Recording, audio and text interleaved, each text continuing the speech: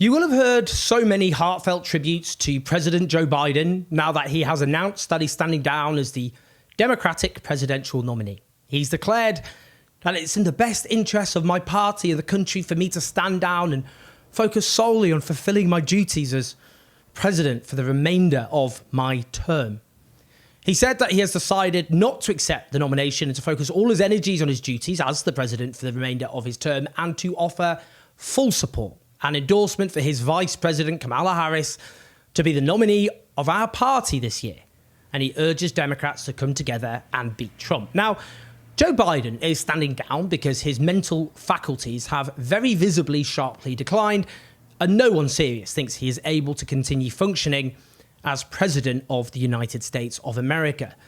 The truth is, though, that Joe Biden is a monster. He's a man with the blood of tens of thousands of Palestinians on his hands, and that is how he should be remembered. Now, I'll just read over some of the tributes as an example of what we're dealing with. A courageous and selfless decision, says former Obama official John Favreau. Having led us out of the worst public health and economic crises in most of our lives, President Biden should be remembered as one of our great leaders, says former Secretary of State Robert Reich. Biden's legacy as a statesman who defended democracy rather than himself is now cemented, says one associate professor in global politics at University College London. Well, past the sick bad guys. None of these people mentioned Gaza. None mentioned the Palestinians who've been slaughtered, maimed, starved, driven from their homes largely destroyed, their healthcare system torn apart. I don't believe those lauding Joe Biden in these terms believe Palestinians are human beings. Not in a meaningful, substantive way. If Biden had facilitated the mass slaughter of those they did regard as human beings like themselves, then I don't believe for 1 second that they would have responded like this. Now, Joe Biden is standing down because the efforts of both him and, crucially, his close advisors to cover up from the American people his true medical condition collided with the eyes and ears of the American people and indeed everybody else. Those around him should be regarded with contempt. We could all see his decline. They work with him, close up, day in, day out. Did they really believe he was capable of serving a full 4-year term on top of the time he has due left to serve until the inauguration of the next president of the United States in January 2025? Of course they didn't. Of course they didn't believe that. They lied. They conspired against the American people. But I'm not myself in any way primarily concerned with the mental decline of the US president. I don't know what ails him, and if I'm perfectly honest, it doesn't particularly interest me. What I am interested in is the role of this man, President Joe Biden, in one of the worst atrocities of our age, Israel's depraved onslaught against Gaza in particular, and Palestinians in general, which has so far led to a case of genocide being lodged against Israel in the International Court of Justice, which has issued multiple damning judgments about Israel, and the International Criminal Court's chief prosecutor issuing requests for arrest warrants for war crimes and crimes against humanity against Israel's leaders. Biden has always been a man, it must be clear, with a zealous ideological commitment to the state of Israel. Let's just listen to what he said in the 1980s. We stop those of us who support, as most of us do, Israel in this body, for apologizing for our support for Israel. There's no apology to be made. None. It is the best $3 billion investment we make. Were there not an Israel, the United States of America would have to invent an Israel to protect her interest in the region. That's right. Joe Biden believed that Israel existed primarily to serve the interests of US imperialism. Not even subtle. In the aftermath of 7th of October, Joe Biden used the bully pulpit of the US presidency to spread Israeli lies which were used to build a case for genocide. No one serious disputes that Hamas and other armed groups were guilty of war crimes on the 7th of October for which there is no defence. What Biden did is specifically spread lies about atrocities which did not happen. Let's listen to what Joe Biden said on the 11th of October, 4 days after the 7th. I mean, I've been doing this a long time.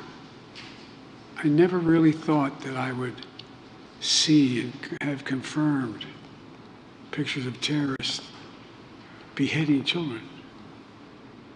I never thought I'd ever... Anyway. What he did there was lie. He never saw any such pictures of children being beheaded. There were no such pictures of children being beheaded. They don't exist.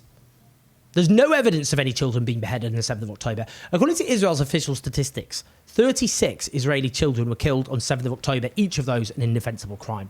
One of them was a baby who was shot dead as Hamas fighters shot through the door of a safe room where a family was sheltering. None of those children, none of them were beheaded, and there was no evidence presented to say otherwise. Indeed, it was widely circulated at the time that 40 Israeli babies had been beheaded by Hamas militants. Why do these lies matter when actual atrocities were indeed committed on the 7th of October? Very straightforward. The point was to portray what happened as uniquely evil, as violence so depraved and unhinged that whatever possible misgivings you might have about the fate which was to befall and did befall Gaza, those misgivings would simply vanish. There was almost nothing you can come up with that is worse than beheading children, or indeed baking babies in ovens, another lie that was spread, or indeed ripping the fetus with a knife from a pregnant woman, another lie. Because Israel was always going to slaughter far, far, far more innocent people. The point was to say Israel's violence is morally superior. The violence committed by Palestinian hands is depraved beyond imagination, and therefore you should snuff away any empathy you have for Palestinians in Gaza. Indeed, each time atrocities committed by Israel were highlighted, a stock response by Israeli spokespeople and indeed their cheerleaders was to regurgitate the lie of Israeli children being beheaded. That was the entire point. And indeed, this is also a key point. Why not just talk about the atrocities that did happen? There are atrocities you could talk about. I'll tell you why. Why did they keep talking about the atrocities that didn't happen rather than atrocities that did happen? Very straightforward. Because you cannot argue the same moral distinction between the sorts of crimes Israel has committed and those that actually happened on the 7th of October. The truth is that Israel has committed far more atrocities, and many of those atrocities are worse than most of the atrocities committed on the 7th of October. This mass slaughter of children, 14,000 plus, including the deliberate killing of children. For example, little Hind Rajab, who was slaughtered alongside her family. She begged for help, with an ambulance sent to help her, which was also blown up, its paramedics killed by the Israeli state. Multiple testimonies by doctors discussing the shooting in the head of little kids, many of them preteens, shot in the head by snipers. That's the point, isn't it? You can't focus on the atrocities that did happen, because I've just come up with atrocities that, if they had been committed, those specific examples from the 7th of October would be considered as amongst the worst atrocities committed that day. So they had to come up with atrocities that were beyond imagination. And they were lies, and Joe Biden spread them. And by spreading them, he built consent for a genocidal onslaught. Now, while inventing Hamas atrocities, which didn't happen, Biden also engaged in atrocity denial on behalf of the Israeli state.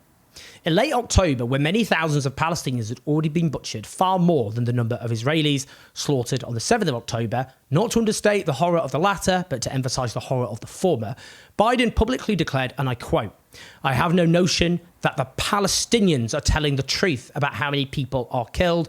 I'm sure innocents have been killed, and it's the price of waging a war." What a despicable man. Notice here how he talked about his doubt in the Palestinians. The Palestinians he talked about as a group of people, being untruthful about their numbers being slaughtered. And then simply dismisses away the numbers being killed as the price of waging war. Well, that's not a price he would accept, would it, for American civilians? Gaza's health ministry then responded by releasing the full list of, at the time, the over 7,000 who'd been killed by late October, including over 3,000 children, over 83 times the number of Israeli kids who'd been killed on the 7th of October at that point, including not just their names and personal information, but crucially, their Israel-assigned identification numbers, because Israel remains in control of Gaza's civil registry, showing that what Biden had done was baseless. But what Biden did was intentionally undermine global faith in the death figures coming out of Gaza, helping to therefore diminish anger and protect Israel from scrutiny, thus allowing it to get away with killing even more, as they went on to do. Atrocity denial kills, especially when it comes from the United States of America's president, who is arming and supporting one side. Indeed, this man gave Israel all the weapons it needed. In the first 2 months after 7th October, Biden bypassed Congress to approve emergency weapon sales to Israel. That included providing Israel with tank ammunitions, mortar rounds, and crucially, 2,000-pound bombs. As even the New York Times, which has repeatedly echoed Israeli propaganda, found in December, Israel repeatedly used these bombs to commit some of their worst atrocities against Palestinians, repeatedly using them in areas that are designated as safe for civilians. They did, from May, pause a shipment of 2,500-pound bombs, 7 months into the horror after which they'd been used to slaughter and maim thousands of Palestinians on the grounds they could be used in an offensive against Rafah. But bear in mind, in January, Israel made publicly the obvious that its onslaught was not possible with US weapons. They made it all possible. Now, Rafah claimed a major Israeli offensive against Rafah was his red line, but then Israel began conducting it with deadly effect. Biden judged that no such red line had been crossed. In one example, in May, dozens of Palestinians in Rafah were butchered, many of them kids, including burning them to death. And at least one child was beheaded in the attack. Yes, an actual beheaded child. The weapons used? US-produced weapons. Biden publicly has vowed ironclad support for Israel. When asked about specific Israeli war crimes, the Biden administration simply falls back on generic responses about asking Israel for further information and even repeatedly expressing confidence in the ability of Israel to investigate itself in the face of all precedent and evidence. Indeed, when confronted with evidence of Israeli war crimes, the US repeatedly falls back on blaming Hamas instead. The Biden administration repeatedly echoes Israeli attempts to lie, deflect, muddy the waters about atrocities committed by Israel. The Biden administration has no response to the countless examples of genocidal intent made by Israeli leaders and officials, many of them detailed over 9 pages in South Africa's submission to the ICJ alleging genocide. It has taken no action against Israel's policy of starvation against the Palestinian people, which formed the main basis of the ICC request for arrest warrants. When US senators and House Democrats demanded Biden comply with US laws and make US aid conditional on Israel allowing humanitarian aid into Gaza, Biden refused. Instead, he set up this joke of a floating pier, which repeatedly fell apart, supposedly to get in aid, which delivered almost no meaningful aid, and then was abandoned, probably ended up killing people because it was used to distract people from Israel's policy of starvation.